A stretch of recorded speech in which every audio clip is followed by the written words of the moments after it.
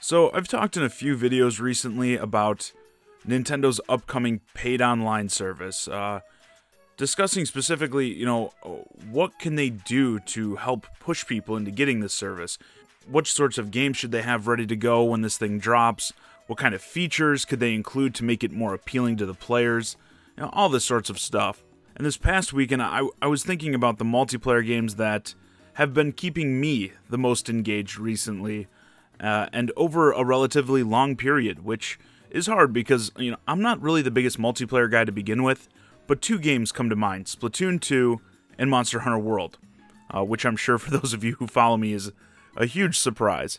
I've made it no secret that I really enjoy these games, these series, obviously, which helps if you're going to stick with a game for a long time.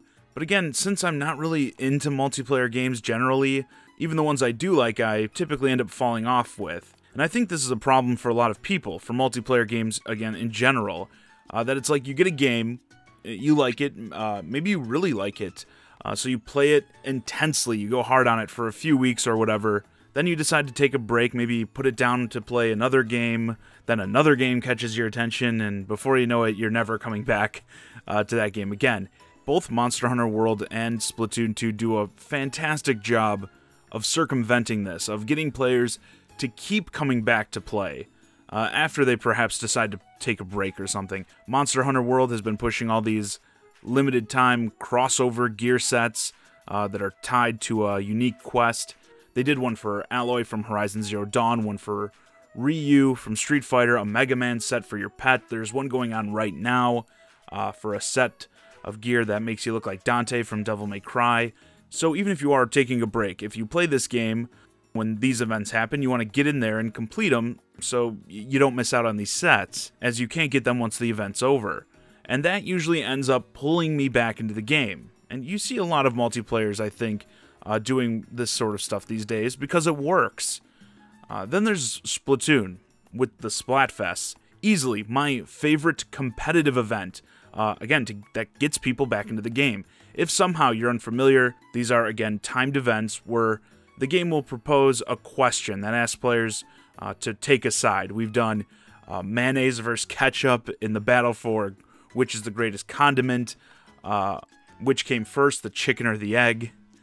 Of course, I vividly remember all the ones that had the white ink. So you pick a side and are teamed up with other people who picked that side to face off against people who picked the other side, naturally.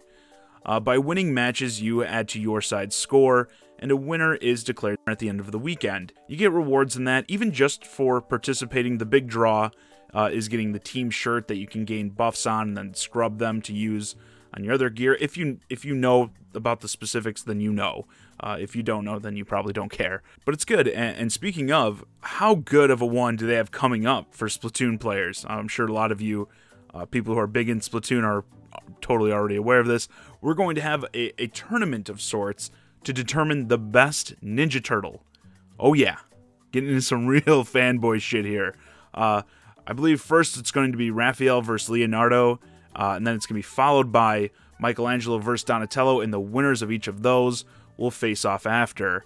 If this doesn't get you nerds to come out and represent, I don't know what will. And this is an official sponsored event in partnership with Nickelodeon. I really like when they do these sponsored ones. They usually get some really good IPs, and you can't go wrong with a partnership with companies like Nickelodeon, which I'm sure, Nintendo is getting something out of, whether it be money or ad time on their channels, something, for featuring the Turtles, as this is in anticipation of their new show, which I can't stand that new art style, by the way. It's not related to the video, but I'm just going to say it. I hate those new designs for the Turtles. But anyway, so Splatoon has a solid setup that keeps players engaged and regularly coming back to play with the Splatfests, but we don't usually see similar stuff with Nintendo's other online games, and since they do need to do whatever they can to push that paid online service come September, I think they should implement more Splatfest-esque events in their upcoming games, perhaps even in their current games. Like, let's take Smash Brothers. That's obviously going to be the big multiplayer game as we head towards the end of the year, and we know it is coming in 2018. I think you could do pretty much the same thing in Smash Brothers. could focus on events perhaps even around the characters in the game. Like imagine this, you could have like a Mario vs. Zelda themed event. If you remember, this was sort of a battle in itself when it came to Nintendo's Game of the Year last year. There were a lot of arguments going on all over the internet when it came to this conundrum, you know, two great games, which one was better. I did a video on it. I could see something like this getting pretty intense, especially if they actually framed it that way, you know, say it straight up, you know, Mario Odyssey versus Zelda Breath of the Wild, and have people join a side, maybe even go as far as require them to play as characters from those respective series in the online matches. So say if you join the Mario Odyssey team, you can only play as like Mario, Luigi, Peach. Zelda team, you can only play as like Link, Ganondorf, and Zelda, etc. You could have both 1v1 and 2v2 matches count towards it, and same deal, winning matches gets you points for your side, and after a set time, one side is declared the winner. Maybe you release a cosmetic for a character on the winning side or something, I don't know. I think people would get into stuff like that, especially with how intense some already get just about Smash in general. Things like this might not seem like that big of a deal, but as I've been saying, Nintendo isn't exactly known for having the best selection of online multiplayer games or offering superior online services, so when it comes to getting people to pay to play online, as it were, you need to maximize those incentives. And with all multiplayer games, as I stated at the beginning, I think even if you have a solid game, you could easily have people fall off as they get distracted, perhaps by other games. That's another point I've been talking about a lot lately, that there are so many great games releasing year-round these days, which makes it even harder to keep people's attention, keep them playing the same game for a long period of time.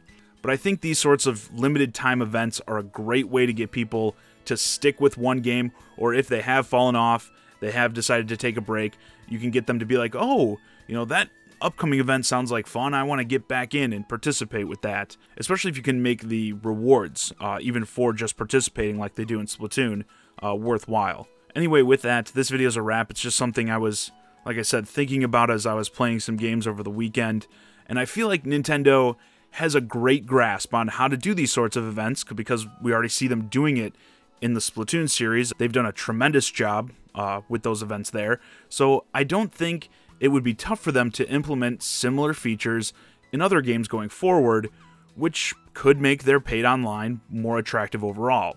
But yeah, let me know what you think about events like Splatfest in the comments. If you're a Splatoon fan or a Monster Hunter fan, you know, I was talking about those events too. Does this type of stuff keep you coming back to the game? Do you think it could work in upcoming Nintendo Online games? How would you implement this stuff in different games? As always, I'm John Zakari, and thanks for watching.